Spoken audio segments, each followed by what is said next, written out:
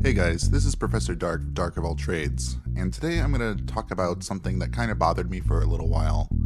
I'm part of several debate groups on social media.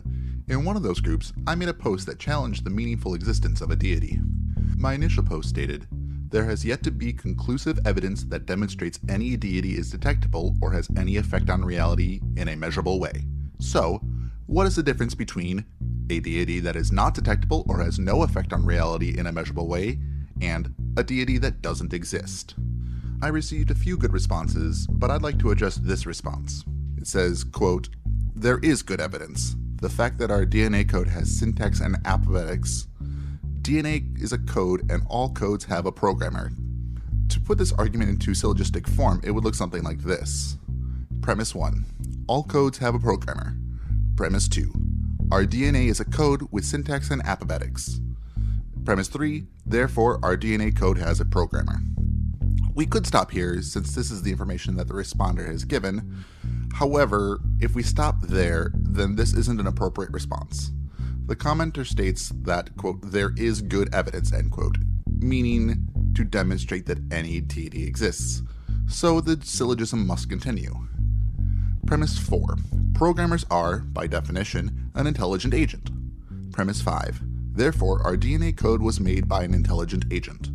Premise 6, we call an intelligent agent who created life God. Premise 7, therefore God exists. Let's investigate this syllogism. Premise 1, all codes have a programmer. I do not accept this premise. I could accept that all codes that we know are written have a programmer, but since this is not the case, this premise commits a type of argument from ignorance called the black swan fallacy, saying, I've never seen a code that didn't have a programmer, therefore all codes must have a programmer. Premise 2. Our DNA is a code with syntax and alphabetics.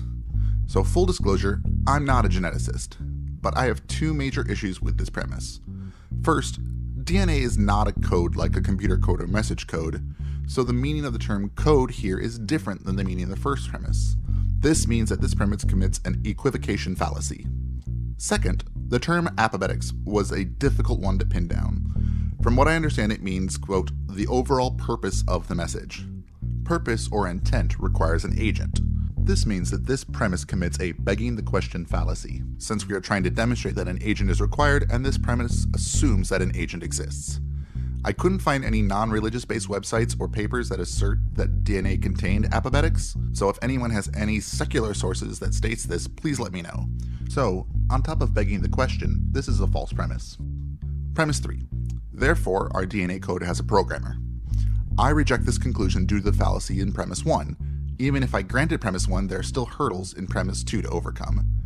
So for the rest of the premises, I can generally accept premise 4, but since I don't accept premise 3, I don't accept premises 5 through 7. So what do you guys think? Did I get this right?